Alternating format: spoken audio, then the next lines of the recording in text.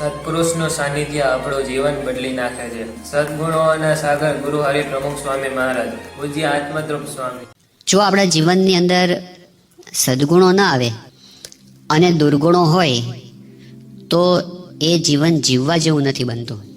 આજે સ્વામીશ્રી સત્પુરુષ ગુણાતીત આ લોકની અંદર પધારીને આપણી વચ્ચે રહ્યા છે અને એટલી એમની હાજરીને લીધે આપણને ખબર પણ નથી પડતી ને આપણું જીવન બદલાવા માંડે છે. આપણે અત્યારે બીજાની વાત કરીએ એના કરતાં આપણો પોતાનો જ વિચાર કરીએ તો બે રીતે આપણે વિચાર કરવો જોઈએ. એક તો આપણામાંથી ઘણા બધા એવા હશે કે પૂર્વે સત્સંગનો કે બાપાનો યોગ નહોતો થયો અને પહેલાં પણ આપણું એક જીવન હતું. સત્સંગ થયો, સ્વામી મળ્યા અને ધીમે ધીમે ધીમે આપણું જીવન બદલાવા માંડ્યું. કોઈ લોજિકથી આપણને કોઈ બદલ્યા નથી. કોઈ બહુ બુદ્ધિશાળી વ્યક્તિએ તર્ક આપી આપીને આપણા જીવનને બદલ્યું નથી. સત્પુરુષનું સાનિધ્ય આપણું જીવન બદલે છે. સ્વામીશ્રીની વિશેષતા શું છે? જેમણે બાપાને પહેલાં જોયા છે, જ્યારે સખત વિચરણ એમણે કર્યું ને સખત ભીડો જે વખતે વેઠતા હતા એ વખતે, કે જો કોઈ વ્યસનવાળો માણસ મળી જાય તો સ્વામી ગમે એટલા બિઝી હોય ને તો એના માટે ટાઈમ કાઢે. અને ઘણી વખત એવું કરતા પણ ખરા. સાથેના સંતો હોય અને બાપાની છેલ્લે નીકળવાનું હોય કોઈ જગ્યાએથી, બાપા બહુ ઉતાવળ કરે અને એટલે સાથેવાળા પહોંચી ન વળે અને એવું થાય કે હવે આપણે નહીં પહોંચી વળીએ એટલે શું કરે કે વ્યસનવાળાને હાજર કરી દે. એટલે સ્વામી 10 મિનિટની પાછળ કાઢે ને એટલી વારમાં આપણે પહોંચી વળીએ. પણ બાપા ગમે એટલા વ્યસ્ત હોય, વ્યક્તિગત દર્શનની લાઈન ચાલતી હોય અને એમાં જો કોઈ આવો માણસ મળી ગયો ને, સ્વામીશ્રીએ એના જીવનની અંદર જે પર્સનલ વ્યસનો છોડાવ્યા છે ને એનો પણ આખો બહુ જ મોટો ઇતિહાસ છે. હજારો માણસોને સ્વામીશ્રીએ વાતો કરી છે અને એ પછી માણસ પ્રમાણે વાત કરે. જેવી વ્યક્તિ હોય ને એ પ્રમાણે સ્વામીશ્રી એને વાત કરે અને બાપાની વાતની ધારી અસર થાય.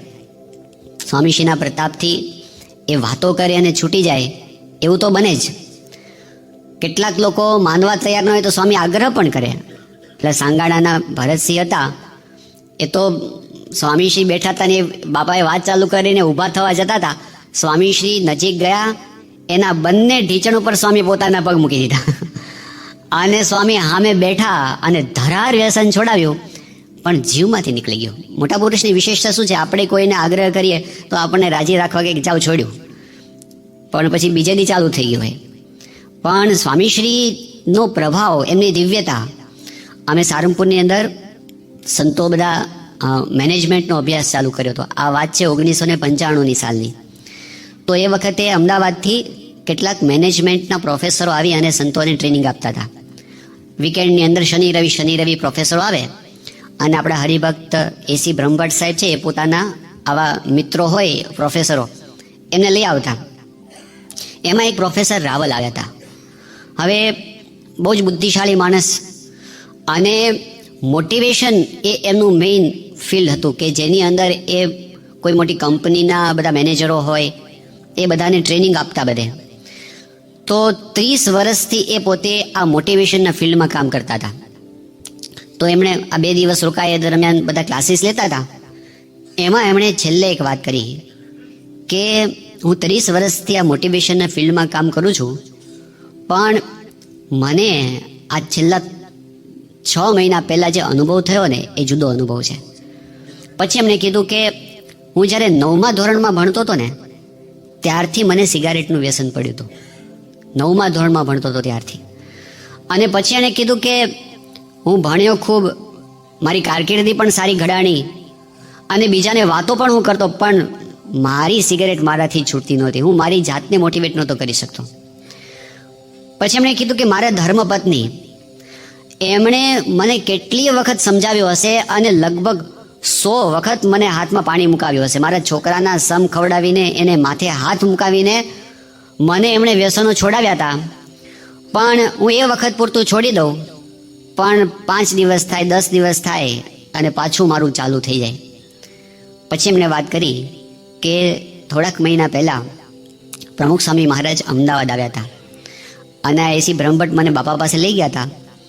તો બીજી તો કોઈ વાત નથી થઈ. સ્વામી પાસે ગયા એટલે એમણે મારો પરિચય આપ્યો અને બાપાએ મારા માથે હાથ મૂકીને આશીર્વાદ આપ્યા. વ્યસનની વાત તો નીકળી જ નથી, પણ એ દિવસથી હું બહાર નીકળ્યો અને મારું સિગારેટનું વ્યસન ગયું તે ગયું, હજી સુધી પાછું આવ્યું નથી. નિયમ ધર્મની જે પાળ મહારાજે આપણને બાંધીને આપી છે અને સ્વામીશ્રી જે પાળની અંદર આપણને વર્તાવી રહ્યા છે, આ આજના સમાજની અંદર બહુ જ મોટો ચમત્કાર છે.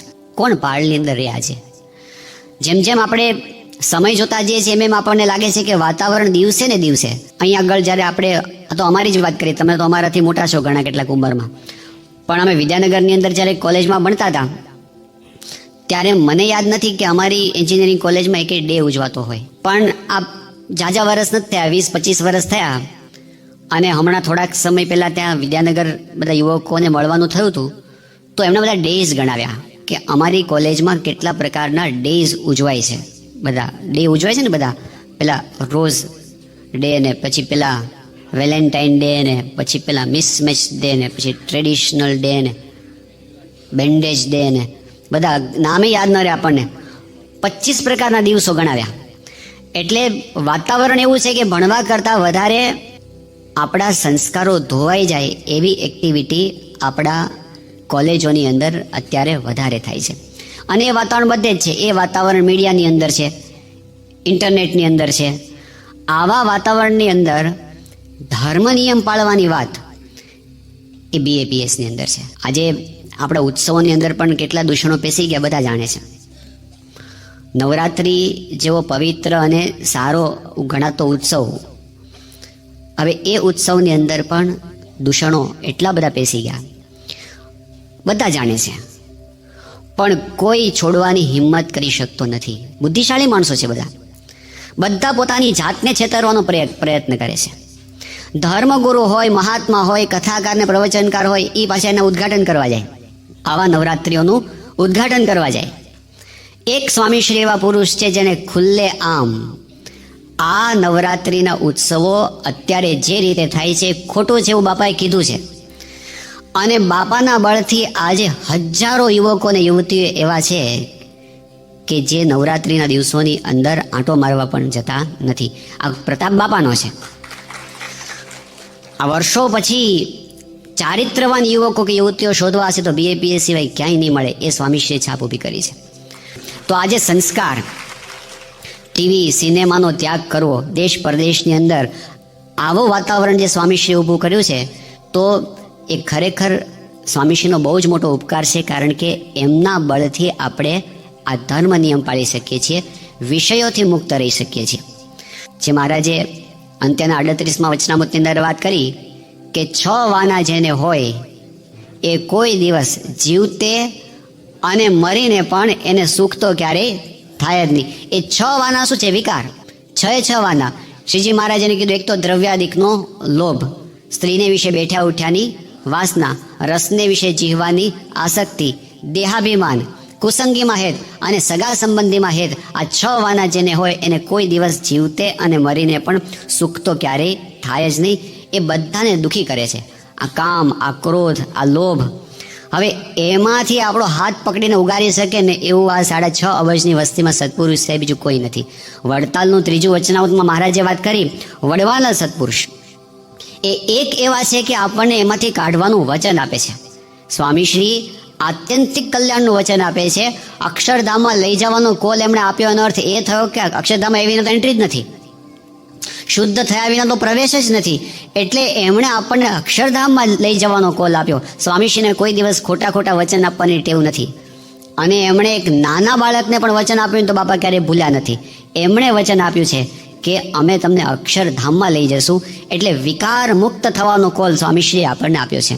સત્સંગની અંદર આપણે જો આપણી પોતાનો જ તપાસ કરીએ તો આપણને ખ્યાલ આવે, ચોક્કસપણે જો સાચા ભાવથી સત્સંગ કરીએ ને તો આપણા સ્વભાવ ઘસાય જ છે. ડૉક્ટર ત્રિવેદી સાહેબ છે અમદાવાદની અંદર, સર્જન છે અને યોગી બાપાના વખતથી સત્સંગની અંદર છે. સ્વામીશ્રીનો ખૂબ સેવા કરી છે, રાજીપો એમને લીધો છે. પણ એમણે પોતાની વાત કરી કે મારો ગુસ્સો છે ને બહુ ખતરનાક હતો. ચાલુ ઓપરેશનની અંદર સ્કાલ્પેલનો ઘા કરે. જો કંઈ નર્સથી કંઈ ભૂલ થઈ હોય તો એટલા બધા પોતે આમ તમોગુણ છવાઈ જતો, એમને સહન ન કરી શકે જરાય પણ. તો એમણે કીધું કે અતિશય ગુસ્સો મારા મનની અંદર હતો, પણ બાપાના સાનિધ્યમાં એમના વચનથી આજ્ઞા પાળી એમના વચન અનુસાર સત્સંગ કર્યો તો ધીમે ધીમે કરતાં કરતાં કે આજે મારો ગુસ્સો છે કે નહીં મને ખબર પડતી નથી, કદાચ અંદર હોય પણ અભિવ્યક્ત તો ક્યારેય થતો નથી. તો એ જે સુધારો છે ને આ નાની વસ્તુ નથી. સ્વભાવનો સુધારો એ તો અનંત જન્મોના પડેલા આપણા પાસ છે. પણ ગુણાતીતાન સ્વામીએ કીધું કે બીજે જેટલું એક કલ્પમાં થાય એટલું એક દિવસમાં થાય છે. તો એ સ્વભાવ ઉપરનો ઘસારો 60,000 વર્ષની તપશ્ચર્યા પછી પણ નથી નીકળતો. કારણ કે કામ કરતાં પણ ક્રોધ દોષ ભારે છે. શિવજીના ગણ છે એને કામ પર વિજય પ્રાપ્ત કરી લીધો, પણ ક્રોધે કરીને પોતાના અડધા હોઠ કરડી ખાધા છે. આવું ગુણાતીતાનંદ સ્વામી એમની વાતોમાં કીધું છે. તો કૈલાસ લોકમાં બેઠા છે પણ અડધા હોઠ કરડી ખાધા, એટલો બધો ક્રોધ. તો ક્રોધ તો એના કરતાં એ ભારે, એ ટાળે છે. સ્વામીશ્રીના સાનિધ્યમાં એમના સત્સંગથી જ્યારે સ્વભાવ બદલાય આખું ઘર સુખી થઈ જાય. એક શહેરની અંદર એક ડૉક્ટર, મનોચિકિત્સક એટલે આપણે શું કહીએ સાયકાઇટ્રિસ્ટ, તો ભણેલા ગણેલા અને હોશિયાર હતા. એમના ધર્મપત્ની પણ ડૉક્ટર અને ખૂબ સારી રીતે આમ સુખી સંપન્ન પરિવારમાંથી આવેલા હોય ને સંયુક્ત પરિવાર હોય એવું હતું. પણ મોટો પ્રશ્ન હતો સ્વભાવનો, અને એ સ્વભાવની ખેંચતાણને લીધે એટલા બધા ઝઘડા થતા, વાતાવરણ એવું તંગ રહેતું કે બંનેમાંથી એકેય જણને શાંતિ નહીં. હવે એની અસર ક્યાં થાય છે? અંતરમાં તો શાંતિ નહીં, પણ એની અસર એમના કામ ઉપર થાય. તો પેલા ડૉક્ટર મગજના હતા પોતે, એટલે મગજનાની મનના ડૉક્ટર, પણ એ જ માનસિક રીતે એટલા બધા અસંતુલિત હતા કે કોઈ પેશન્ટ આવે તો પેશન્ટને ખખડાવી નાખે. તો એટલું બેહુદું એમનું વર્તન હતું કે પેશન્ટ આવતા બંધ થઈ ગયા. ઘરની અંદર બંને માણસ ડૉક્ટર હોવા છતાં એવી પરિસ્થિતિ આવીને ઊભી રહી. એમનો દીકરો વાત કરે કે હું જ્યારે 4-5 વર્ષનો હતો ત્યારે ઘરની સ્થિતિ એવી કે મમ્મી ડૉક્ટર, પપ્પા પણ ડૉક્ટર, પણ મારા દૂધનું બિલ ચૂકવવાના પૈસા ઘરમાં નહોતા. આવી પરિસ્થિતિ આવીને ઊભી રહી હતી. પણ એના શહેરની અંદર જ્યારે મંદિર બનવાની શરૂઆત થઈ, પહેલાં જિજ્ઞાસાથી ગયા, પછી સંતોના યોગમાં આવ્યા, અને પછી બાપાના યોગમાં આવ્યા, અને પછી કથા સાંભળતા થયા. પછી સમજણની દ્રઢતા થતી ગઈ, સ્વરૂપ સમજાતું ગયું, મહિમા સમજાયો, નિષ્ઠા પાકી થઈ, અંતરમાં બળ આવવા માંડ્યું. અને હવે મનના ડૉક્ટર તો બીજાને ઉપદેશ આપતા હોય ને, પણ એ ઉપદેશ, એ જ્ઞાન, એ ચોપડીઓ પોતાને કામ નહોતી લાગતી. એ ક્યારે કામ લાગ્યું બધું? સત્પુરુષ મળ્યા ત્યારે. અને એટલું પરિવર્તન થઈ ગયું, એટલું સુંદર જીવન બની ગયું, એટલો સારો સ્વભાવ થઈ ગયો, ઘરમાં એટલી શાંતિ થઈ ગઈ, ખૂબ સારી પ્રેક્ટિસ ચાલવા માંડી, મોટી હોસ્પિટલ થઈ ગઈ, સારી ગાડીઓ થઈ ગઈ, મોટું મકાન થઈ ગયું, અને છોકરોય ભણીને ડૉક્ટર થઈ ગયો. જે કાંઈ થાય છે ને, સત્સંગ થાય અને એને લીધે સ્વભાવોની અંદર જે પરિવર્તન આવવા માંડે, એને લીધે ક્યાંથી ક્યાં સુધી આપણું જીવન ઉચ્ચ કક્ષાનું બને છે. તો આ વાત એ સત્પુરુષના સાનિધ્ય સિવાય કોઈ રીતે શક્ય બનતી નથી. હમણાં ડૉક્ટર અબ્દુલ કલામ સાહેબ, એમણે સ્વામીશ્રીના જીવન પર પુસ્તક લખ્યું, ટ્રાન્સેન્ડન્સ, આપણે બધા જાણીએ છીએ. હવે એ માણસ કેવા હતા કે પોતે જ એટલા બધા નિર્દંભ હતા ને અબ્દુલ કલામ, એને કોઈ દેખાવ કરવો, દંભ કરવો, આમ કંઈ સારા દેખાઈ જવું, એ એના જીવનમાં જ નહોતું. એ બધાને જોવે તોય ખબર પડે કે એનું પહેરવેશ, એના વેશકેશ બધું એકદમ જેવા અંદર એવા 12 માણસ હતા. અને એટલે આવા જે માણસ હોય ને એની આગળ તો કોઈનો દંભ ચાલે જ નહીં. એ તો એ કોઈનાથી ઇમ્પ્રેસ ના થાય. કોઈ એના ઉપર પ્રભાવ પાડવા જાય ને, કોઈ એની વાક છટાથી કે એની તો એના ઉપર ભાર જ ના પડે. એ પોતે એટલા પ્યોર હતા, તો એમના હૃદય ઉપર સ્વામીશ્રીની પ્યોરિટીની કેટલી અસર થઈ. તો એમણે પોતે વાત કરી, સ્વામીશ્રીને જ્યારે ટ્રાન્સેન્ડન્સ પુસ્તક અર્પણ કર્યું અને પછીના ઇન્ટરવ્યૂમાં પોતે બોલાતા કે પ્રમુખ સ્વામી મહારાજ, એમણે મને એ શીખવાડ્યું, રિમૂવ આઈ એન્ડ મી, અહમ અને મમત્વનો ત્યાગ કરવાનું મને પ્રમુખ સ્વામી મહારાજે શીખવાડ્યું, અને હી હેઝ ટ્રાન્સફોર્મ્ડ મી. હવે સ્વામીશ્રી ક્યારે કલામ સાહેબની સામે બેઠા, ક્યારે વચનામૃતનું નિરૂપણ કર્યું એમને, ક્યારે અંત્યનું 39મું સમજાવ્યું, અને ક્યારે એને ધ્યાનમાં બેસાડ્યા, આ બધું ક્યારે કર્યું? પણ ધણીનો કોઈ ધણી નથી. એક દ્રષ્ટિ કરે અને રૂપાંતર કરી નાખે. એક કોન્ફિડન્સ સાથે બોલ્યા કે મારે હવે કંઈ કરવાનું બાકી નથી, એવું સ્વામીએ મારું રૂપાંતર કરી દીધું. એને અક્ષરધામની અનુભૂતિ સુધી સ્વામીએ પહોંચાડી દીધા. આ પ્રસંગ એટલા માટે કહેવાનો કે આપણને એટલો તો વિશ્વાસ આવે કે સાવ ત્રાહિત વ્યક્તિ, એક વખત બાપાના યોગમાં આવ્યા છે અને સાચા દિલથી એને બાપાને પ્રેમ કર્યો છે, તો સ્વામીશ્રીએ કંઈ ઝાઝા વર્ષો કલગાડ્યા નથી. એને એક નસરીમાં પરિવર્તન કરી અને અહમ મમત્વ માયાથી મુક્ત કરીને અક્ષરધામમાં બેસાડી દીધા છે. તો આપણે તો વર્ષોથી બેઠા છીએ એમના ખોળામાં, કેમ નહીં કરે? હા, પ્રમુખ સ્વામી મહારાજ બોલેલા છે કે આપણને એવા પુરુષ મળ્યા છે, બ્રહ્મરૂપ કરશે કરશે ને કરશે જ. 3 વાર બોલેલા છે. ગમે તેવા હસું, બાપાના શબ્દો છે, ગમે તેવા હસું તો પણ શુદ્ધ કરીને મહારાજની સેવામાં બેસાડી દેશે.